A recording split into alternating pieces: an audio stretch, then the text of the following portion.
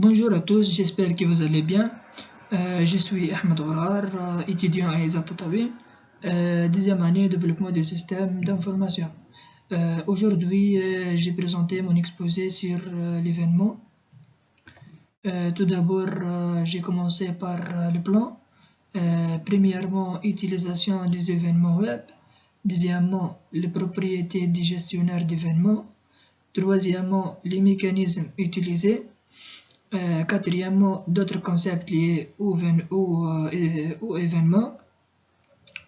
Et cinquièmement, l'objet des événements. L'introduction.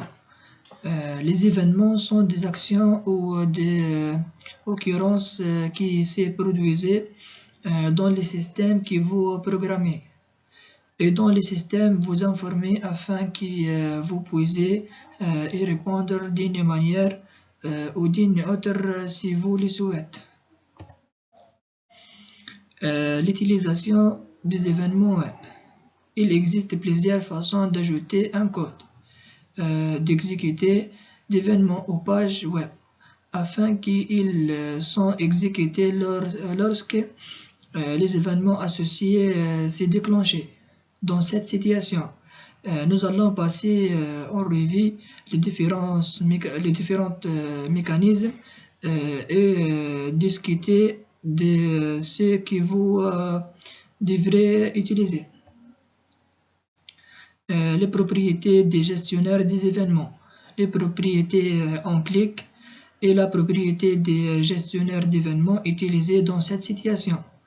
C'est essentiellement une propriété comme les autres disponibles sur le bouton P et X,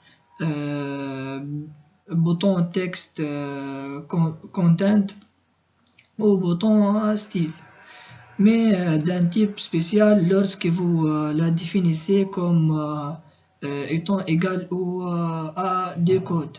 Ce code est exécuté lorsque l'événement s'est déclenché sur le bouton. Les mécanismes utilisés. Parmi les trois mécanismes, vous ne devrez certainement pas utiliser les attributs des gestionnaires d'événements HTML. Ceux-ci sont obsolètes et constituent une mauvaise pratique comme mentionné ci-dessous.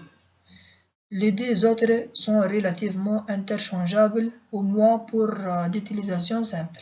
Les propriétés des gestionnaires d'événements ont moins de puissance et d'options, mais une meilleure comptabilité peintre les navigateurs pris en charge depuis Internet Explorer 8. Vous devriez probablement commencer par ceci pendant votre apprentissage. Les événements de DOM niveau D, Added Event Listener, etc.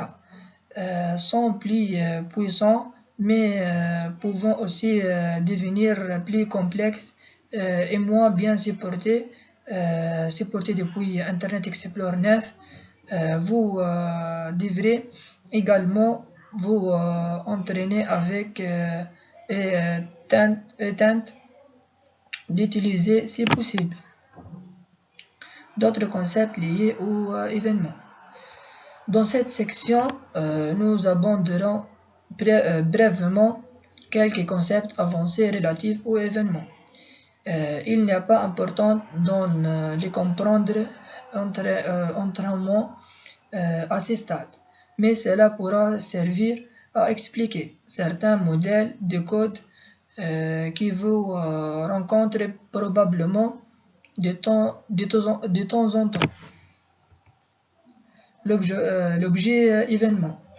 Parfois, dans une fonction de gestionnaire d'événements, vous pouvez voir un paramètre spécifié avec un nom tel que event, EVT ou simplement E. C'est ce qu'on appelle l'objet événement, qui est automatiquement transmis au gestionnaire d'événements pour fournir des fonctionnalités et des informations supplémentaires. Par exemple,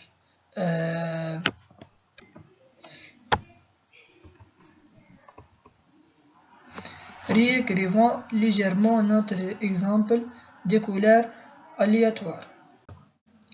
En conclusion, Vous devrez maintenant maîtriser tout ce que vous devez savoir sur les événements web. À ce stade de votre apprentissage, comme mentionné ci-dessous, les événements ne font pas vraiment partie du langage du noyau JavaScript principal. Ils sont définis dans les API web des navigateurs. Cette vidéo est terminée. Merci pour votre attention.